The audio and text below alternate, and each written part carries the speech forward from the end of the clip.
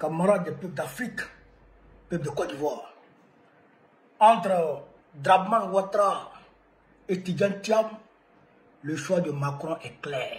Frère, au regard de cette vidéo, on est en droit de dire clairement, sans crainte de se tromper, que Macron a désormais choisi Tidjane Thiam au détriment du vieux Grigou Dramane Ouattara. Frère, je vais vous laisser ici écouter la vidéo. Et bien entendu, bon, on va décortiquer comme il sait bien le faire. Le vieux Waworo, on va lui 2 mots. On est parti. Isabelle, votre parti pris international, on parle beaucoup des tentations identitaires en Occident. Mais la Côte d'Ivoire, qui s'apprête à voter pour sa présidentielle, est en plein dans ces débats, elle aussi, en particulier à travers le cas d'un homme. Oui, alors il s'appelle Tidjane Thiam, c'est l'ancien directeur général du Crédit Suisse, mais c'est surtout le principal opposant en Côte d'Ivoire, le Parti démocratique. Il a été exclu de la présidence le 22 avril, à 6 mois du scrutin, par la justice ivoirienne. Alors pourquoi? Parce que la loi ivoirienne impose que l'on soit exclusivement ivoirien pour se présenter à la présidence. Or, le petit-neveu du père de l'indépendance de la Côte d'Ivoire, Houphouët-Boigny, parce qu'il s'agit donc bien de lui, Tidjane Thiam, il était franco-ivoirien, il a renoncé à sa nationalité française pour pouvoir se présenter à l'élection présidentielle, mais trop tard, selon la justice ivoirienne, il l'a fait en mars 2024 seulement, c'est-à-dire il y a 1 an. Alors aujourd'hui, il a déposé un recours, mais en Côte d'Ivoire, personne ne croit plus à ses chances, parce que pour l'opposition, il s'agit en fait d'une affaire politique qui vise à laisser seul en lice l'actuel président Alassane Ouattara, qui a 83 ans et qui est au pouvoir depuis 2011 et qui voudrait, qui caresse l'ambition de faire un 4e mandat. Parce que Thiam n'est pas le seul candidat à avoir été écarté. Il y a aussi Laurent Gbagbo, ancien président ivoirien, qui a été acquitté par la Cour pénale internationale qui le poursuivait pour crimes contre l'humanité et qui aujourd'hui n'a pas retrouvé ses droits civiques. Et il y a aussi un de ses anciens ministres, Blé Goudé, qui est exactement dans le même cas. Alors cette affaire, effectivement, comme vous le disiez David, fait ressurgir les vieux démons de la Côte d'Ivoire, et notamment le concept d'ivoirité qui a entraîné des poussées de xénophobie dans les années 90. Alors le plus surprenant, c'est que Alassane Ouattara en fait reproduit à l'encontre de Thiam ce dont il avait été lui-même victime, parce que ce concept d'ivoirité avait été inventé en 1994 pour lui barrer la route à la présidentielle à la mort d'Houphouët-Boigny. Et depuis, l'ivoirité a été le terreau des crises politico-militaires qui ont secoué le pays en 2002 et en 2010. Alors aujourd'hui, les opposants dénoncent une judiciarisation de la vie politique et des atteintes à la démocratie. Alors c'est quand même dans un pays si proche de la France où l'économie va plutôt bien et qui depuis une dizaine d'années apparaissait comme un espèce de pôle de stabilité dans cette région. Mais il est vrai que la démocratie est malmenée dans de nombreux pays du continent, où la mode semble plutôt à l'autoritarisme et à l'effacement des possibilités d'alternance politique. On a vu depuis quelques années une vague de coups d'État au Mali, au Soudan, en Guinée, au Burkina Faso. Bon, finalement, comme ailleurs dans le monde, y compris aux États-Unis, les idéaux de la démocratie semblent appartenir à une période ancienne. On n'en est pas encore là en Côte d'Ivoire, mais dans ce pays où les périodes électorales sont toujours extrêmement tendues, beaucoup redoutent des violences à l'automne pendant la campagne électorale. Et cette fois, si c'est le cas, il n'y aura plus de forces françaises qui ont été chassées de Côte d'Ivoire, comme elles l'ont été dans tous les pays de la région, pour intervenir, comme par le passé, dans une nouvelle crise ivoirienne. Et d'un mot, Isabelle, pour vous, l'ivoirité, cette identité ivoirienne qui est brandie de cette manière-là, c'est un prétexte ou c'est un sentiment qui travaille les populations? C'est un prétexte et c'est un sentiment qui travaille les populations. Elle est sans doute en partie à l'origine des manifestations anti-françaises. Elle a sans doute participé au départ des Français de Côte d'Ivoire. Elle se reporte contre tout ce qui est étranger. L'ivoirité se reporte contre tout ce qui est français.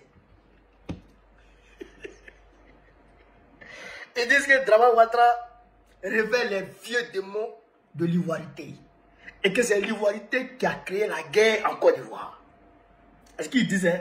Et ils disent que l'ivoirité se reporte contre tout ce qui est français en Côte d'Ivoire. Donc l'ivoirité est contre la France. Et Dramane Ouattara révèle les vieux démons de l'ivoirité. Donc ça met Dramane Ouattara dans une posture anti-française déjà. Vous comprenez ça? Dans une posture anti-française déjà. Est-ce que vous comprenez? Donc, c'est-à-dire que elles ont déjà positionné Dramane Ouattara. Ils sont en train de dire en un mot que le gars là, il n'est plus prêt pour nous aider. Deuxièmement, ils disent que Dramane Ouattara reproduit exactement ce dont il avait été victime hier. ce dont il a été victime hier contre Thiam. Parce que les Ivoiriens croient aujourd'hui qu'en réalité, c'est une politisation de la justice contre Thiam. On va dire que c'est une guerre judiciaire qui est en train d'être menée contre les opposants. Parce que Thiam n'est pas le seul qui a été écarté de la présidence. Il y a Laurent Gbagbo, il y a Charles Goudé, il y a aussi, ils n'ont même pas cité Guillaume Soro, il y a aussi Guillaume Soro. Donc ça veut dire que ils sont en train de dire clairement que Thiam est victime de dérives autocratiques, dérives dictatoriales de Dramane Ouattara. C'est clair. Donc Dramane est un dictateur. Et aujourd'hui, elle a rappelé, la France est à l'aise aujourd'hui dans la sous-région ouest-africaine, en Côte d'Ivoire, au Bénin, mais en Côte d'Ivoire plus quoi. La France est plus à l'aise en Côte d'Ivoire. Donc si les crises, si la tension monte, bien entendu les intérêts français seront menacés puisque l'ivoirité sera conjuguée avec, je dirais, avec la colère. Donc si l'ivoirité est conjuguée avec la colère, or que l'ivoirité se reporte contre tout ce qui est intérêt de la France, donc naturellement, les manifestants vont s'en prendre aux intérêts de la France. Donc la France va tout faire pour ne pas qu'il y ait crise en Côte d'Ivoire. La France va tout faire pour ne pas qu'il y ait des tensions, des heurts en Côte d'Ivoire. Parce que si ça pète en Côte d'Ivoire, le premier perdant de cette affaire, ce sera la France. Ça, c'est une réalité. Ce sera la France. Et au-delà de ça, elle a tous les moyens. Elle a tous les moyens de faire chanter Dramane Ouattara.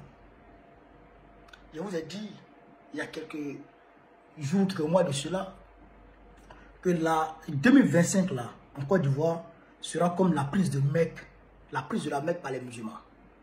Quand les musulmans étaient chassés de la Mecque et qui revenaient plusieurs années après pour venir récupérer la Mecque, frère, tout le monde pensait que c'était l'assaut final, c'était la bataille ultime et que le sang allait couler à flot.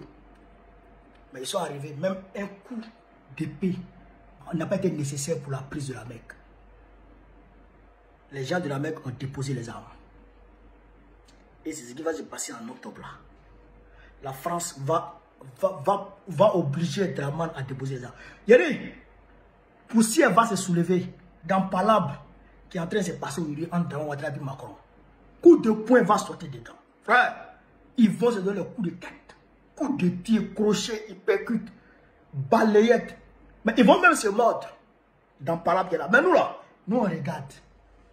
On est assis et puis on regarde. On regarde. Quand ils vont venir se frapper là, ils vont venir balle au centre. Et puis non, on va marquer notre but et puis on va passer. C'est ça. Et c'est ça qui est écrit par Dieu. Babo va prendre pouvoir ça la souhait devant tout le monde et puis c'est fini. Et puis nous là, on gère le pays. On donne la main à nos pays frères là, l'AES là. On leur donne la main et puis on développe l'Afrique ensemble. C'est tout. Frère, ce que je voulais vous dire sur cette vidéo, donc vive l'Afrique libre, vive le panafricanisme, vive tous les présidents panafricains, vive l'AES.